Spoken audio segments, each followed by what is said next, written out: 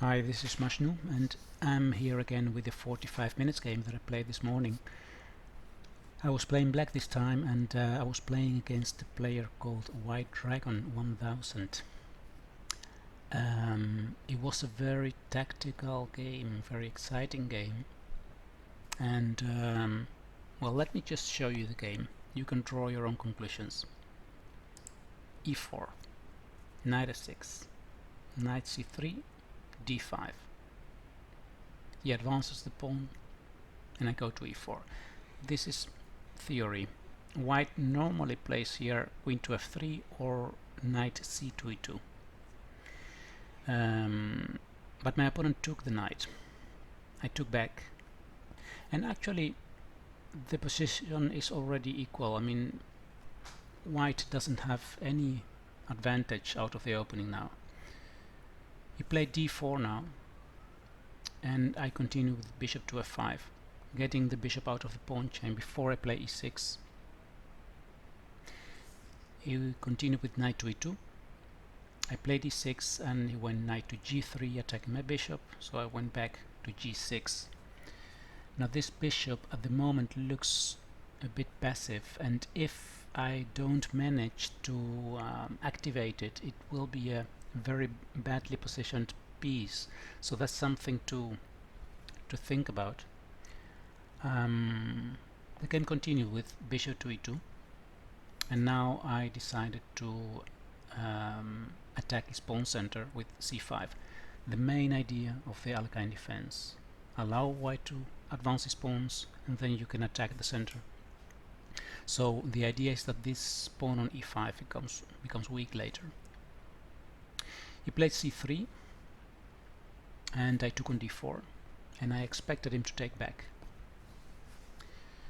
either with the queen or with the pawn. But he surprised me here. He played a very unusual move actually, because he moved his bishop to e2, and now he's moving it again, giving a check on b5. It's a very strong move, by the way. It's a good one. But it's a bit strange, perhaps. But well, anyway, he forces me to put something in between there, so knight c6. Still nothing wrong here. And right now, instead of taking on d4, again he came with an in-between move. He played queen to a4, putting more pressure on c6. And here I started worrying about this c6 knight. And I investigated different candidate moves. Queen d7, queen b6, queen b5. I decided to go to b6 with my queen, protecting c6, and my idea was that perhaps later I can place my bishop on c5 at some point and have both pieces directed towards f2. And another advantage of queen b6 was that I could later perhaps move my rook away, and the a7 pawn will be sufficiently defended. And the third idea is that if this bishop moves, b2 can become a vulnerability. So then there are also possibilities there. So those were my reasons why I played queen to b6. Now he took on d4, and I thought, what can I do here? Castling queenside was one of my first thoughts, but then I didn't like the position that would arise after castle kingside, and he takes on c6, b takes c6, and my pawn structure around my king is ruined. And I thought later a rook can appear on c1 and things can become dangerous. Actually I didn't play castle queenside. Looking at this position after the game, perhaps it was playable, this, but with the idea of here, instead of retaking immediately, to take on d4, attacking the queen. He has bishop to e3, and then I take his queen, he takes my queen. Now I can take one of the bishops, the one on c6. So b takes c6, the other bishop is attacked, must be retreated, and then black is fine, I think. I mean, I'm a pawn up. It's not a very beautiful pawn, it's a double pawn, and my c6 pawn is weak, or can become weak, but with bishop to b4 now I have a very easy way to develop. King goes to e2 probably, and then I could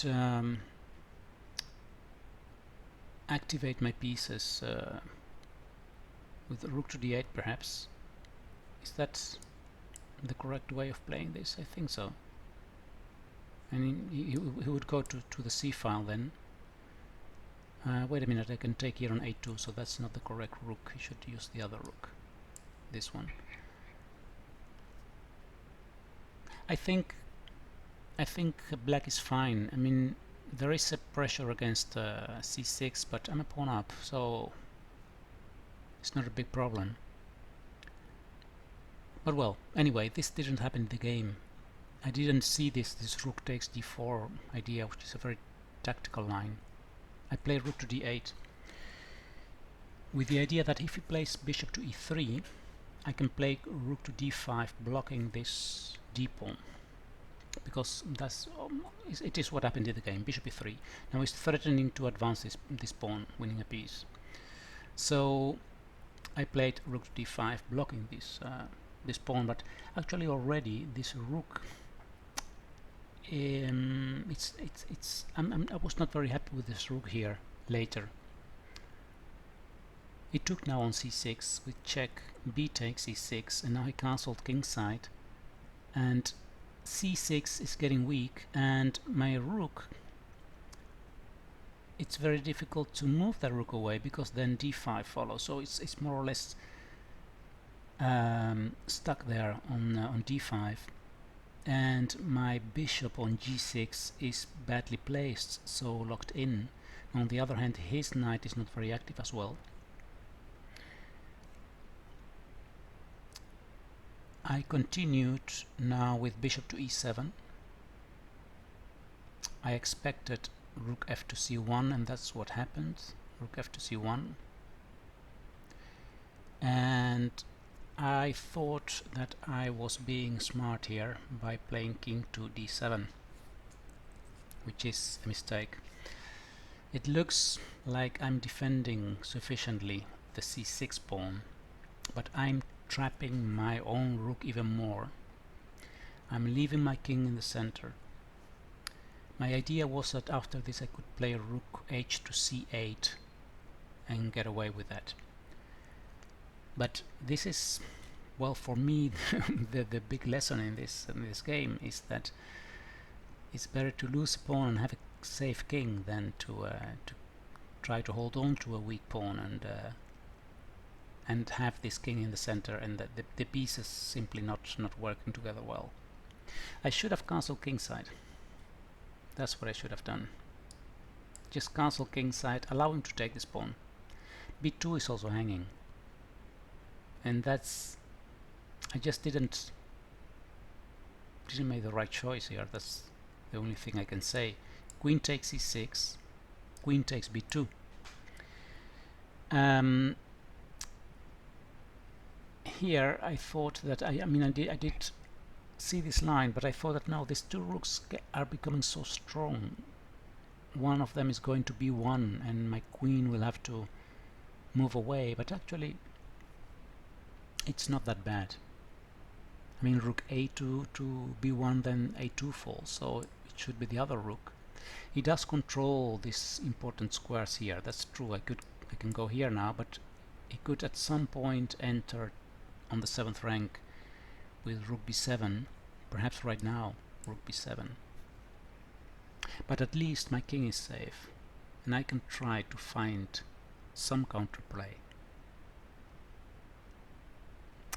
Well, this is not how the game continued. Let me show you what happened after king d7. Rook c3, preparing to double up the rooks and put more pressure on c6. Rook c8, as I planned. Then rook c1. At the moment, the c6 pawn is 3 times attacked and 3 times defended. It cannot be attacked one more time. Well, not easily.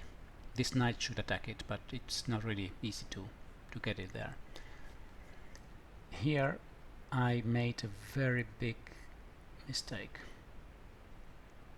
I thought that with bishop to b4 I would force this rook to go to c2.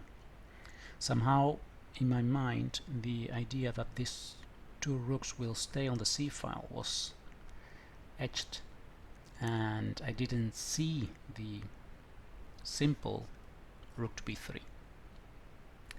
Suddenly black is lost. There is no way to save this game now. But we continued. He's threatening, of course, to take the bishop, and if I play a5 he plays a3 and he wins. So I played rook to b5.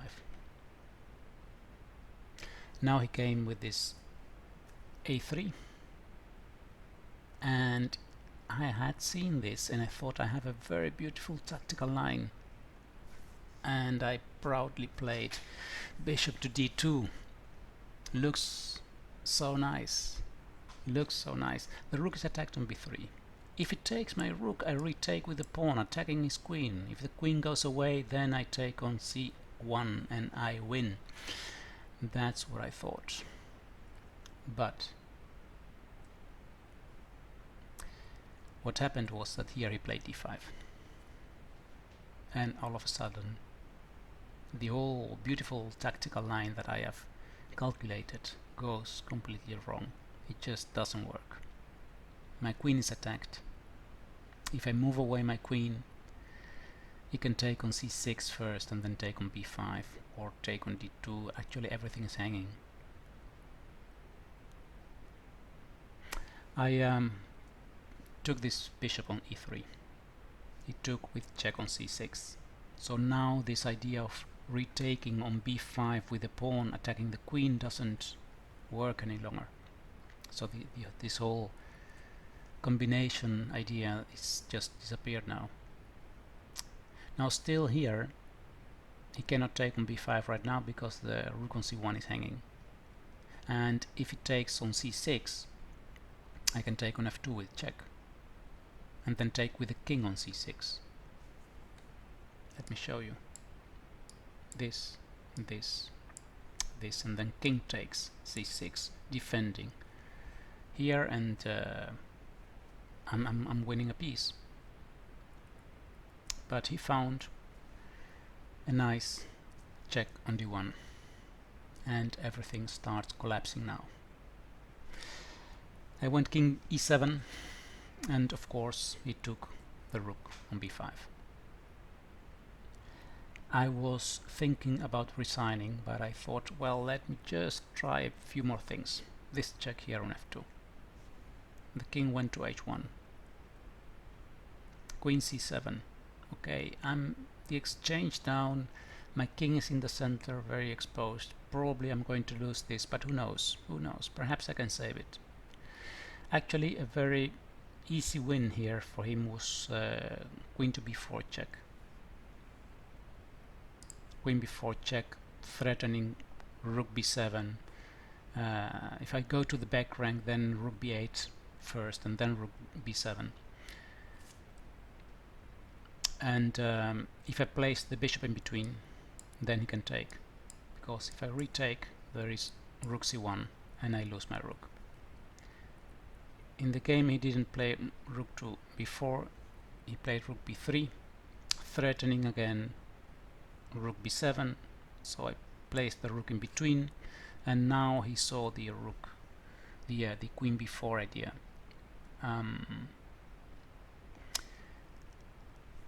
Playing the king now to e8 is objectively seen the best move, but after knight takes e4 things get worse.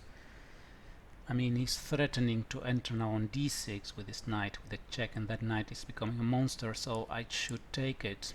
And after he retakes, I don't have any compensation for the exchange that I'm down. My king is still in the center, and this is going to this is going wrong. I mean, I don't believe there is any way to save this now. So what I did was I played bishop c5, and then he found this easy tactic, rook c1, and the game was over. Here I resigned. Strong tactical play from my opponent. He got out of the opening perhaps not that good, but in the middle game tactically he outplayed me. He saw much more than what I saw. I missed many candidate moves. I missed replies, and that's why I lost this game.